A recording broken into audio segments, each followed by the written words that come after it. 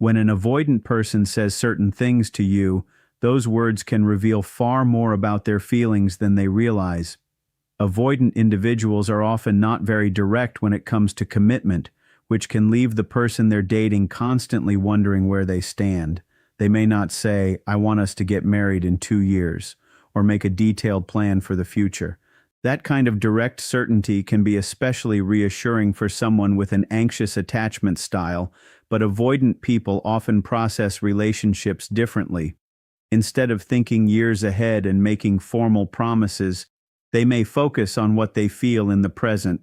They might think, "This person understands me, they've accepted parts of me I struggle with," or "I want to do more for this person." Those thoughts can reveal genuine emotional investment even when they aren't expressed through traditional commitment language. This is why it is important not to measure an avoidant person's feelings only by how clearly they talk about the future. When an avoidant is genuinely attached, healing, becoming more emotionally flexible, and allowing themselves to care deeply, their commitment may show up through behavior and small statements rather than dramatic declarations. They might not confidently announce that marriage is happening within a specific number of years, but they may consistently choose the relationship, make adjustments, become more considerate, and recognize how valuable your presence has become in their life.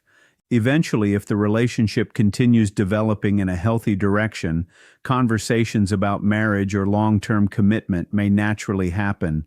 They may agree when you bring it up rather than being the person who initiates the entire conversation. That does not automatically mean every avoidant will respond this way, but it can be meaningful when their actions consistently demonstrate that they value keeping you in their life. There are certain statements that can give clues about how an avoidant actually feels, even though those statements may not sound romantic or committed on the surface.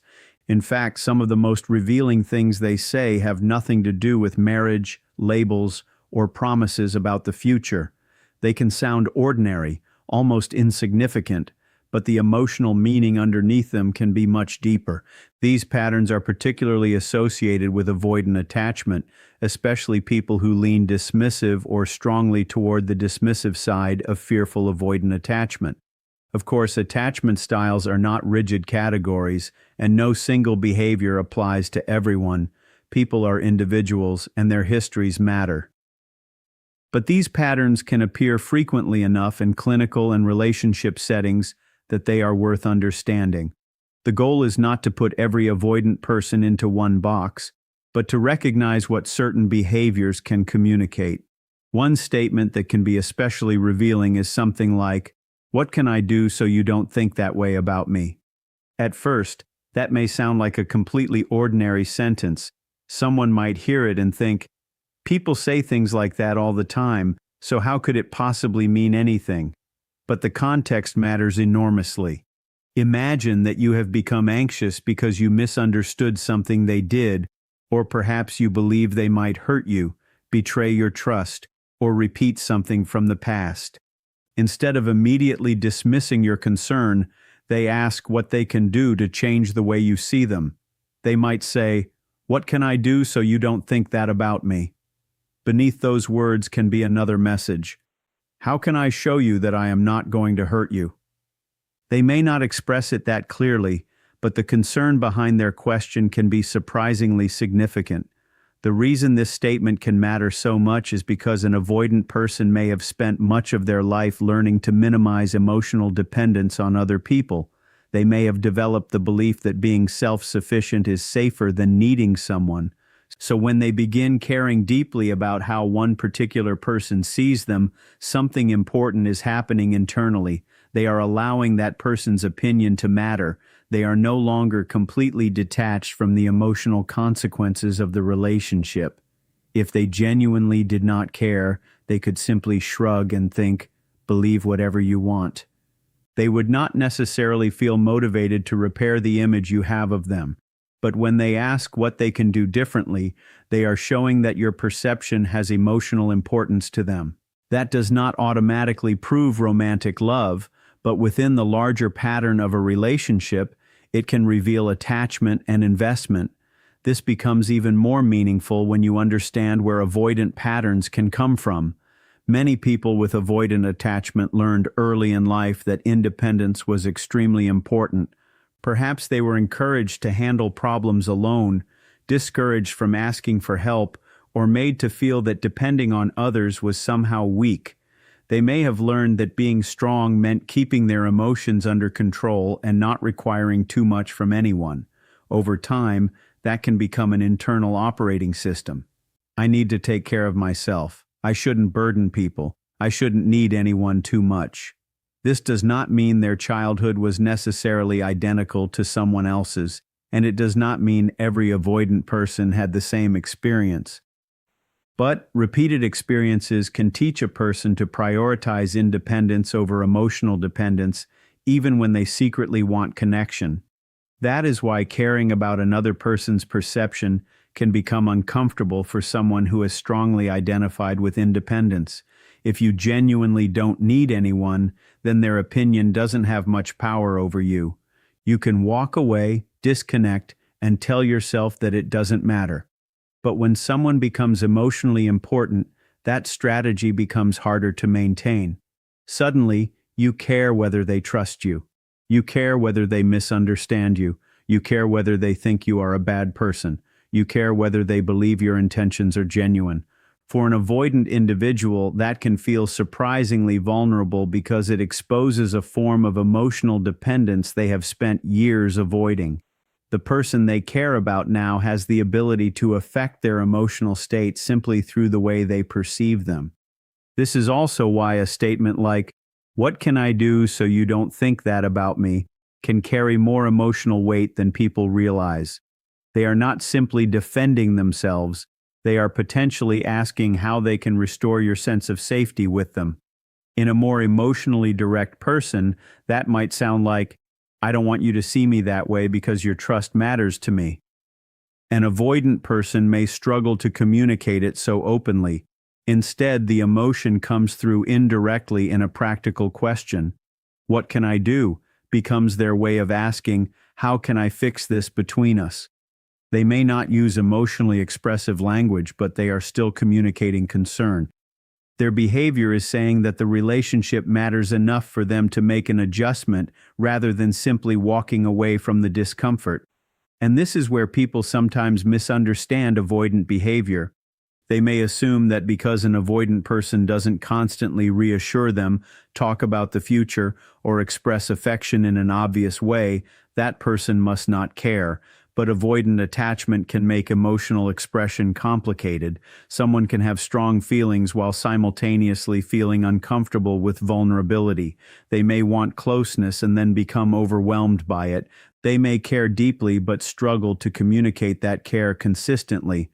They may even become defensive when they feel emotionally exposed.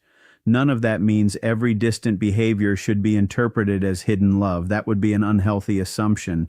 Instead, the important thing is to look at the overall pattern. Are they making adjustments? Do they care when they hurt you? Do they attempt to rebuild trust? Do they show concern about losing the connection? Another important part of this pattern is that avoidant individuals can sometimes appear stubborn or highly self-contained. If someone has spent years believing that they must handle everything alone, accepting another person's influence can feel threatening to their identity. They may have learned that asking for help means weakness, depending on someone means vulnerability, and showing too much emotion means losing control. As a result, they may become extremely determined to prove that they can manage everything independently. This can make them seem emotionally detached or resistant to feedback. But when they genuinely value someone, that resistance can begin to soften. The fact that they are willing to ask, "What can I do differently?" can therefore represent a meaningful departure from their usual pattern. They are allowing another person's feelings to influence their behavior instead of automatically protecting their independence. There is another layer here that is easy to miss. When an avoidant person asks how they can change your perception of them, they may also be revealing that your opinion has become personally important. Think about the difference between someone whose judgment means nothing to you and someone whose judgment you desperately want to correct. If a stranger misunderstands you, you might simply move on. But if the person you love misunderstands your intentions, suddenly you feel the need to explain yourself. You want them to know who you really are. You want them to trust you. You want them to see that you are trying. That emotional investment is what makes the statement significant. The avoidant may not say, "I need you to understand me because I care about you." But their effort to change your perception can communicate something remarkably similar. Of course, none of this should be treated as a guarantee that an avoidant person is secretly committed to you. Attachment psychology is not a formula where one sentence proves someone's feelings. Context matters, and so does consistency. Someone can say the right thing once and still behave in ways that are unhealthy, inconsistent, or emotionally unavailable. What matters is whether the statement is supported by repeated behavior. If they ask what they can do they actually follow through? If they say they don't want you to think badly of them, do they make an effort to rebuild trust? If they recognize that something hurt you, are they willing to make reasonable adjustments? Those actions tell you much more than a single sentence ever could. The words become meaningful when they are connected to genuine effort, accountability, and a willingness to participate in the relationship. So when an avoidant person says, "What can I do so you don't think that way about me?" don't automatically dismiss it as meaningless. Listen to what may be underneath the question. They may be telling you, in the limited emotional language available to them, that your perception matters. They may be showing you that they don't want to lose your trust. They may be uncomfortable with the idea that you see them as someone who could hurt you, abandon you, or fail you. And if they are normally someone who prides themselves on not needing anybody, their willingness to care about your opinion can be especially significant. It suggests that the emotional walls they built around independence are not completely impenetrable anymore. Someone has become important enough that they are willing to let that person's feelings influence them. Ultimately, the deeper message is not simply that an avoidant person wants you to think well of them. It is that they may be allowing themselves to need something from you emotionally, even if they would never describe it that way. They may need your trust. They may need you to understand their intentions. They may need to know that you still see the good in them when they make mistakes. For someone who has built their identity around independence, that can be a major emotional shift. They are no longer operating entirely from the belief that they can walk away and be unaffected. Your feelings have entered their internal world, and when an avoidant person begins making room for your emotional experience, adjusting their behavior, and caring deeply about how you perceive them, that can be one of the clearest signs that the relationship has become personally meaningful to them, even if they are still struggling to put that meaning into words. One reason this kind of statement is so significant is that many avoidant individuals have learned to place enormous value on independence. They may have been taught that listening too closely to other people's opinions makes you weak, dependent, or easily influenced. Over time, that can interfere with self-awareness because genuine self-awareness requires us to consider how our behavior affects other people and how others experience us. That is why it can be so meaningful when an avoidant person says, "What can I do so you don't see me that way?" Or "How can I make you feel differently about me?" They are actively asking for your perspective and trying to understand it. More importantly, they are motivated to prove something to you. They want you to know that they are trustworthy, loyal, or good enough to remain in your life. And for an avoidant, that kind of emotional investment can be incredibly meaningful. Imagine a situation where you become suspicious because you think your partner might be talking to someone else. Maybe their behavior has made you uncomfortable. Perhaps they seem distracted when you're together, or maybe they're spending more time on their phone, and you start wondering whether something else is happening. The important part of this example is that they actually are not doing anything wrong. You tell them honestly that you're feeling uneasy, and instead of completely shutting down, they listen. They reassure you, they acknowledge why you feel uncomfortable, and they try to make you feel safe again. They might even say something very direct like, "I'm not talking to anybody else and I'm not going to. I only want you." An avoidant person may not always deliver that message in a soft or romantic way, but the underlying meaning can still be very clear. Sometimes their reassurance may even sound unusually intense. They might say, "What can I do so you stop feeling this way about me?" Or they may go much further and offer to show you their phone, delete a social media application, or tell you that you can look through their messages because they have nothing to hide. From the outside, someone might assume that this extreme reaction must mean they are guilty because they are trying so hard to prove their innocence. But that isn't necessarily what is happening. In some cases, the intensity comes from how painful it feels for them to realize that the person they love genuinely believes they could betray them. They are not necessarily trying to cover something up. They may simply be desperate to correct the image you have of them because being viewed as unfaithful or dishonest by someone important to them feels deeply upsetting. This is where avoidant behavior can sometimes look confusing or even exaggerated. An avoidant person may not have much experience expressing emotional reassurance, especially when the emotion involves vulnerability, fear of being misunderstood, or concern about losing someone's trust. So when those feelings finally appear, they may not know how to regulate or communicate them smoothly. Instead of calmly explaining everything, they may suddenly say, "No, look through my phone. I have nothing to hide." Or, "I'll delete the account. I don't even care about it." They may become extremely determined to demonstrate that they are not the person you fear they are. It can seem disproportionate to the situation, but the emotional message underneath can be simple. "I need you to know that I would not do that to you." They are trying to protect the bond, not necessarily conceal something. That distinction matters because not every dramatic reassurance should automatically be interpreted as evidence of love, and not every avoidant person will respond this way. You still have to consider the entire relationship and whether their actions are consistent with what they are saying. But when an avoidant person who normally values distance and independence suddenly becomes highly invested in repairing your trust, that behavior can reveal how important you have become to them. They could choose to walk away from the uncomfortable conversation. They could become cold and say that your insecurity is your problem. They could refuse to explain themselves. Instead, they are making an effort to convince you that they are safe. When that effort is sincere and supported by consistent behavior, it can tell you something important about the emotional value they place on the relationship. Another statement that can reveal a similar level of investment is, "What can I say or do to make you understand?"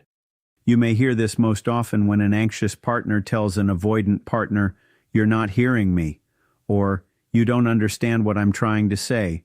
The avoidant may become frustrated and respond, "What do you want me to say?" or "What can I do to make you understand that I hear you?" The delivery may not sound particularly affectionate.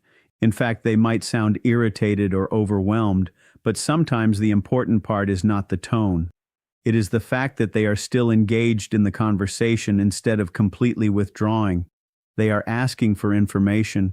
They are essentially saying, "Tell me what you're trying to get from me because I want to understand what you need." This can be especially important because an avoidant person may genuinely struggle to know what an emotionally distressed partner wants from them. They may understand the problem logically, but not know what kind of emotional response would actually make their partner feel supported. They might think they are helping by giving you space when what you actually want is reassurance. They might believe that solving the practical problem is enough when you really want acknowledgement and emotional validation. So if they ask, "What do you want me to say?" don't necessarily interpret that as indifference. Sometimes it is an awkward attempt to learn your emotional language. If you can tell them clearly, "When I share this with you, I need you to reassure me," or "I need you to explain what you're feeling instead of becoming quiet," you are giving them something concrete they can work with. And when they actually listen to that request and make an effort to change their response, that is where the statement becomes even more meaningful. Avoidant individuals generally do not enjoy feeling pressured to change their behavior for someone else. They may resist when they feel controlled or criticized. So when they take your request seriously and attempt to meet you halfway, pay attention to that effort. It does not mean they will suddenly become perfectly emotionally expressive overnight. It does not mean every conversation will become easy. Healing attachment patterns takes time, practice, and self-awareness. But their willingness to learn your needs can demonstrate that the relationship matters enough for them to step outside their comfort zone. They may not naturally know what to do, but they are showing you that they are willing to learn because they don't want to keep failing to connect with you. Another important statement is much simpler. I don't like when you do that. It frustrates me. At first, you might think this sounds like criticism rather than affection, but with an avoidant individual, the context can make a huge difference. An avoidant person who genuinely doesn't care about maintaining a connection may simply create distance. They might stop responding, become emotionally unavailable, gradually disappear, or decide that dealing with the issue isn't worth the effort. They don't necessarily feel motivated to explain their needs to someone they don't consider important. So when they actually tell you what bothers them, they may be doing something very different. They are giving you access to their internal world. They are saying, "This affects me, and I want you to know about it because I want something between us to change." In a healthy relationship, expressing a need is actually a form of vulnerability. You have to trust that the other person won't use that information against you, mock you for it, or simply ignore you. For someone with avoidant attachment, that vulnerability can be particularly uncomfortable because they may have spent years believing that having needs is dangerous or unnecessary. So when they say, "I don't like this," they are not necessarily pushing you away. They may actually be inviting you closer by showing you what matters to them. They are trusting you with information that could make them feel exposed. They are hoping that you will take them seriously, and that expectation itself can reveal something about the relationship. They believe there is enough trust between you for their needs to be heard and respected. If your avoidant partner has reached the point where they can openly tell you what bothers them, you may also want to recognize the role you have played in creating that safety. This doesn't mean you had to earn the right to be treated well, and it certainly doesn't mean you should tolerate unhealthy behavior just because someone is avoidant. But if someone who normally struggles to express needs is finally communicating with you, there is a possibility that your consistency helped create an environment where they felt safe enough to do it. Maybe you have responded calmly when they opened up. Maybe you've taken accountability when you were wrong. Maybe you've shown them repeatedly that expressing themselves doesn't automatically lead to rejection or punishment. Those experiences can gradually teach an avoidant person that vulnerability does not always result in loss of independence. And then there is another statement that many anxious partners desperately need to hear. "I'm not mad. Don't worry about it. We're okay." Sometimes the avoidant person may genuinely be frustrated about something that happened, but instead of allowing that frustration to turn into emotional distance, they reassure you that the relationship itself is still secure. They may say, "I'm not angry with you, just work on it next time," or "It's fine, don't worry about it, we're good." To someone who is anxious, those words can provide tremendous relief because the fear is often bigger than the actual problem. They may worry that one mistake has permanently damaged the relationship. They may assume that their partner's frustration means abandonment is coming. So when an avoidant person says, "We're okay," they may be trying to communicate that the conflict has not changed how they feel about the relationship. You should also pay attention to the difference between genuine reassurance and emotional avoidance disguised as reassurance. Saying, "We're fine," while refusing to address serious problems is not healthy communication. But if they have acknowledged what happened, expressed their frustration, and then sincerely tell you that they are not holding it against you, that can be a positive sign. They may be communicating, "Yes, this bothered me, but it doesn't mean I stopped loving you." They may want to resolve the issue rather than allowing it to become another reason to disconnect. In couples work, this kind of reassurance can be extremely important because partners often confuse temporary conflict with permanent rejection. A person who can say, "We're still okay, let's learn from this and move forward," is showing that disagreement does not automatically mean the relationship is ending. So, if you hear these kinds of statements from an avoidant partner, look beyond the exact words and pay attention to the pattern underneath them. Are they trying to repair your trust? Are they asking what you need so they can respond better? Are they telling you when something hurts them instead of silently disappearing? Are they reassuring you after conflict instead of using distance as punishment? Those behaviors can represent meaningful emotional progress, especially when they are consistent over time. Avoidant attachment can make intimacy complicated, but complicated does not mean emotionless. Someone can struggle with closeness and still care deeply. They can fear dependence and still become attached. They can have difficulty expressing love and still be learning how to protect the relationship they value. What matters most is whether their behavior shows increasing willingness to communicate, adjust, repair, and remain emotionally present. If you recognize these patterns in your relationship, give yourself some credit as well. Reaching this stage with an avoidant partner may have taken patience, consistency, and many difficult conversations.